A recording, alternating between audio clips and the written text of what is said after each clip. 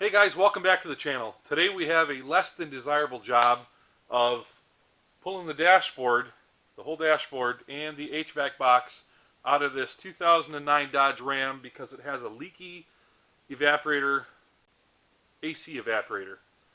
The only way to access it is to pull it all apart. So we're going to pull the dash out and I'm going to take you along.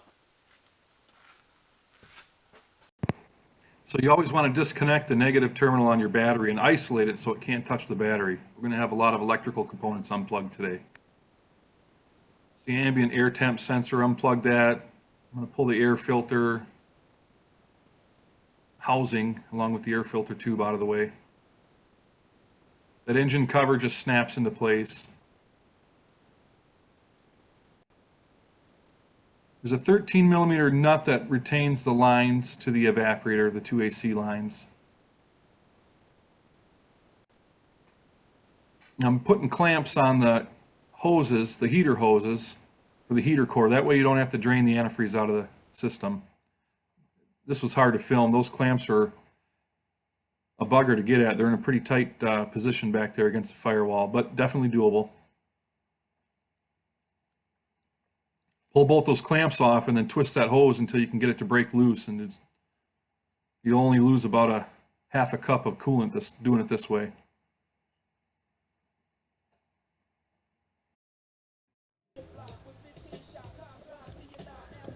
So I'm showing you all the fasteners here, but I neglected to show you one more that I'll show you later that's actually behind the PCM. Those are the fasteners for the HVAC box from the firewall. Pull the glove box out of the way. You'll see why here in a bit. So this lower trim panel, we're going to pop this up. I just use a plastic trim tool. Pop that up. There's just clips that hold it in place.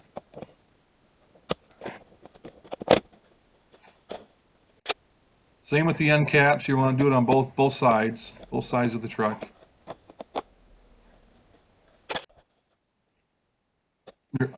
Up inside the A-pillar trim covers, there's two little 10 millimeter nuts. You want to pull those off. The A-pillar trim covers are held on with those two 10 millimeter bolts as well as some clips. You just pull down and then backwards, they'll come right out of there.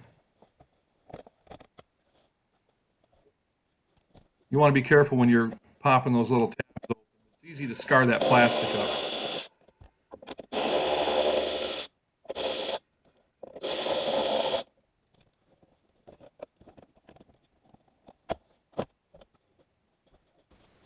So I'm just popping all the wiring connectors loose from the truck there, and I'm disconnecting everything that runs up into the dash.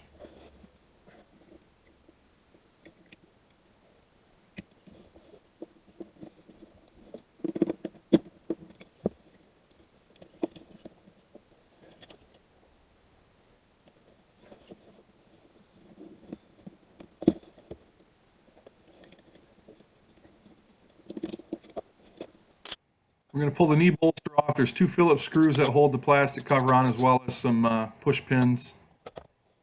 We're going to disconnect the data link connector there. There's just a couple tabs on each side. Get that out of the way. And then the hood release is actually just a little cable that runs in there. It's hard to see. It was hard to film, but if you take a look at yours, you'll figure it out real easy. I probably could have left it hooked up and just laid it on the floor, but I didn't want a chance damaging it, so I just unhooked it for the time being and removed it. Now this is looking up underneath where your left foot would be, above your left foot. This is the main wiring connector for the dash. Some of the older trucks actually have like a 5/16 bolt down the center. This one does not. You'll want to disconnect that.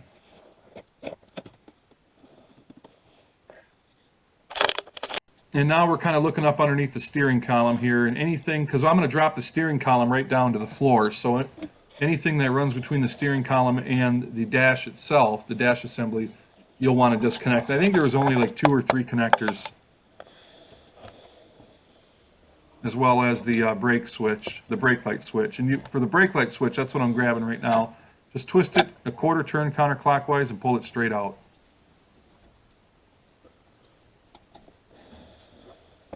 Now this is looking straight up underneath the steering column. You'll see there's 4 nuts that hold the steering column on.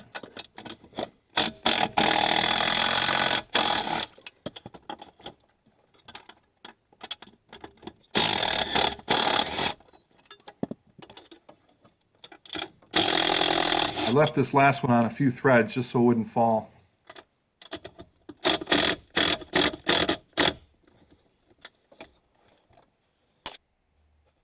So I'm going to pull that last one all the way out, lower the steering column down, and then there's two. Those were all 13 millimeter bolts on the steering column.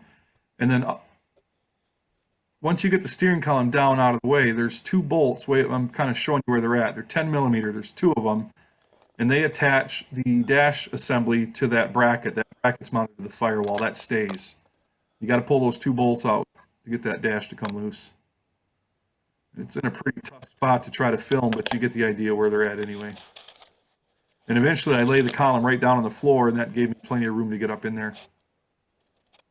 Yeah, again, right there behind that stud, on each one of those, right just behind that stud, there's a 10 millimeter bolt.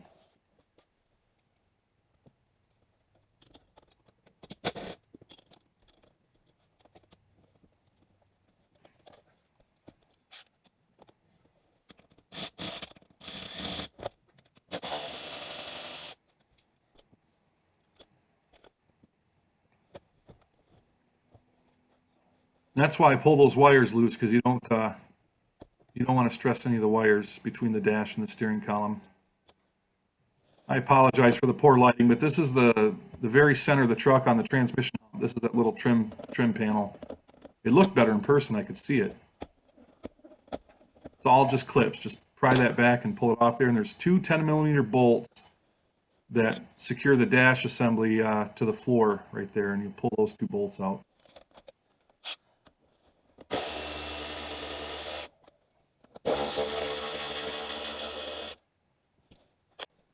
And then up here on this style truck, there's two little covers. You pop those off, and there's really difficult to get at 8 millimeter headed bolts up in there, one on each side. The earlier trucks, this is a 09, the 08s and older were a lot easier. They had a big panel all the way across the dash that you popped off, and you could easily gain access to those bolts. When you do take these apart, or when you do pull these bolts out, make sure you're not banging the ratchet against the glass. Make sure your fingers are between the glass and the ratchet handle, because you don't want to crack the windshield and lose all your profit on the job.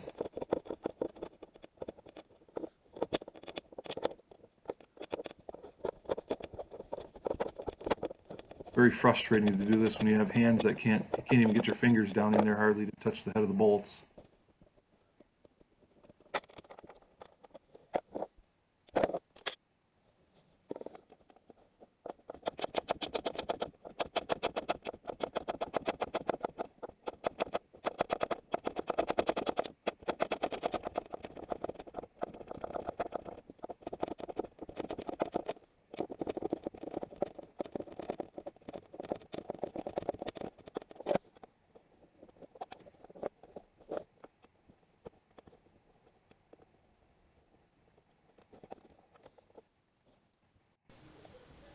And on the driver's side, we have a wiring harness that runs for the curtain airbag, and it runs all the way down into the dash to that connector. I didn't film unplugging it, but I showed it to you, and then I filmed it unplugged there like that. Check the other side too. This truck didn't have one. Some of them have them. There I'm just showing you the 3 bolts on the driver's side. The passenger side's got 2 that are visible, and then the third one you'll get, it goes from the inside. That's why we took the glove box out of the way. You'll see here in a second. There it is right there. That's the little hidden guy. So I pull those 3 bolts out, and that dashboard is loose.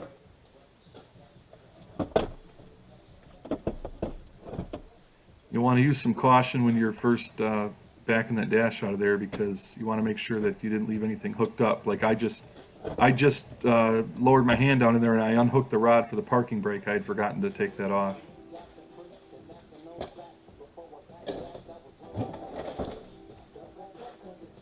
And it was relatively easy. It went relatively fast pulling this apart, but for whatever reason, Fiat Chrysler, maybe it was still Daimler Chrysler back in '09. At any rate, whoever owned Chrysler, the way they designed it was everything was you could unhook everything from the dash except for one harness that ran down under the carpet on the transmission tunnel in the center of the truck, which was just the stupidest thing ever. There was no place to make an easy disconnect and just get that dash lane right up on the seat completely out of the way. I don't know why they would have done it everywhere else and not there, but that's what I had to work with. So I got help, but I ended up just seat belting the passenger side of the dash up in the air. Okay, so it might be kind of heavy, but I want you to pick up that end of the dash. We're going to set it up on the seat here, but we're going to make sure that we're not catching any wires. You want to grab this side because it's lighter, maybe? It always helps to get yourself a helper every now and then. I thought I would be able to just slide it, like slide one half over first and the other half, but it didn't work out that way.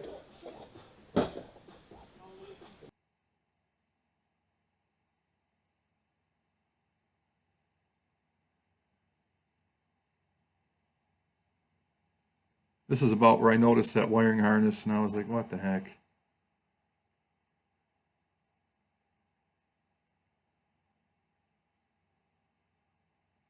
So I'm just going to lift it up on the passenger seat here, and I actually run the seat belt through it, and I use that to hold it up out of the way so I can gain access to the HVAC box.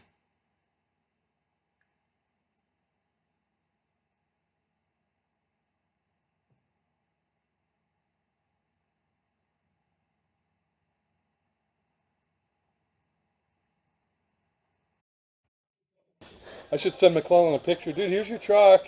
I almost found the leak. Can you imagine? Thanks for the feedback. So there it is with the seat belt holding the dash up out of the way. And next we're going to pull that HVAC box out of the truck. And I'm showing you here there's one fastener there. They're all 10 millimeter inside here. And then there's one over here. You can see the nut. And then there's a bolt down in the bottom.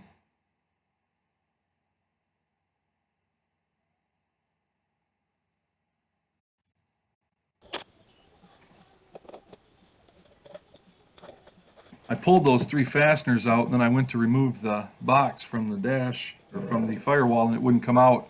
And that's when I realized there was another 10 millimeter nut securing it in, and it was mounted behind the PCM. I give her a little wiggle here, and she's not coming. I'm thinking I missed something. No. Finally, I go around, I check, and sure enough, I find one.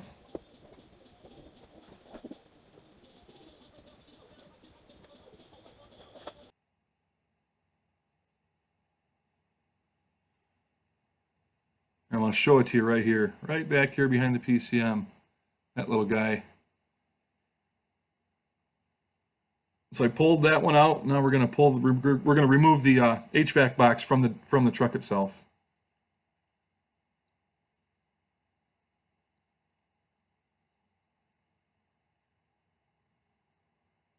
Be careful when you remove this from the truck, because all those studs that poke through the firewall for the nuts on the backside, you don't want to drag those, rake them across the door panel. So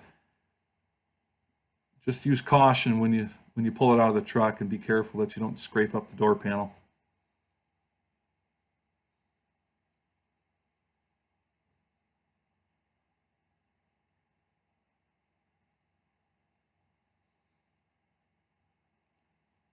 And it's out. Had to have a little fun with the owner. He's a friend of mine. So I had to do a little digging, but I was able to find that AC leak you had. Nope, it's not here. It's not there. Right over there. God, I hope this goes back together.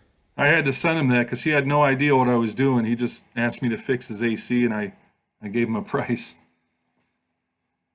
So you want to pull all these, all the wires out of the clips, because this box comes apart in several sections. We're going to pull two sections off of it. A little bit of coolant spilled on my needle pad there.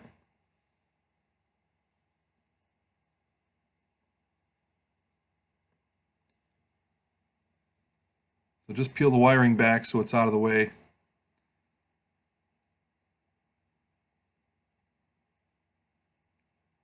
And the majority of this box is held together with little plastic clips, and use caution. Don't bend those clips out too far because they will break right off.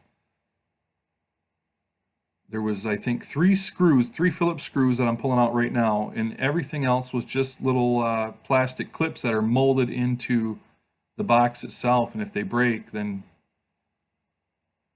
you're going to have a hard time holding it together. Yeah, I think there was like maybe 3 metal clips as well that held it on, that you can pop them off with a screwdriver. There's 1, there's 2, and I think there's another one in here somewhere.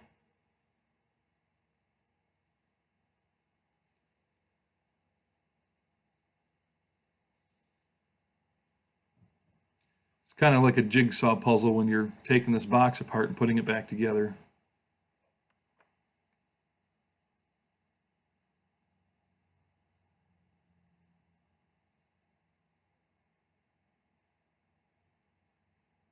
And that's the bottom of the blower motor. This is a blower motor housing that you're looking at right here. The problem with these clips is as soon as you unhook one and you start to work your way around, they relatch. They latch themselves back together. So it can be frustrating, but take your time and don't pry out too hard on those clips because, like I said, they're fragile and they will break.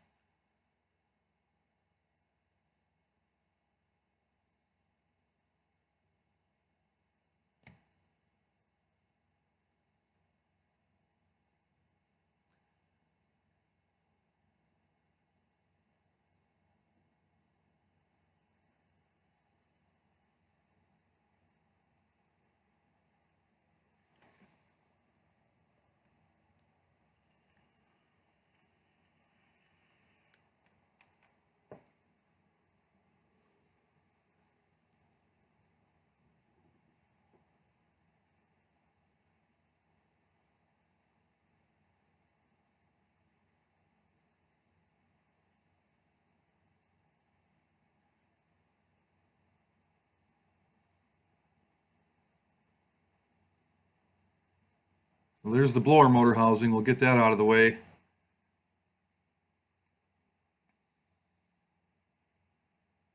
And then once I unclip this section of housing right here, it pulls right off and it gives us access to the part we were after, the air conditioning evaporator core.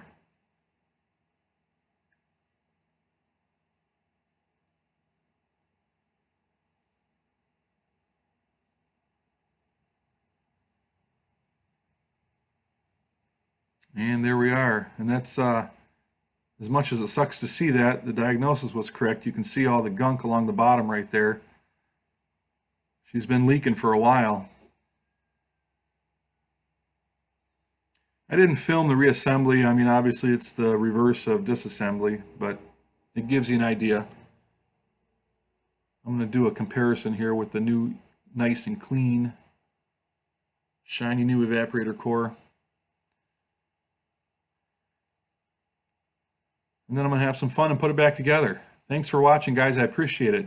If you haven't already, subscribe and check out my other videos. Take care.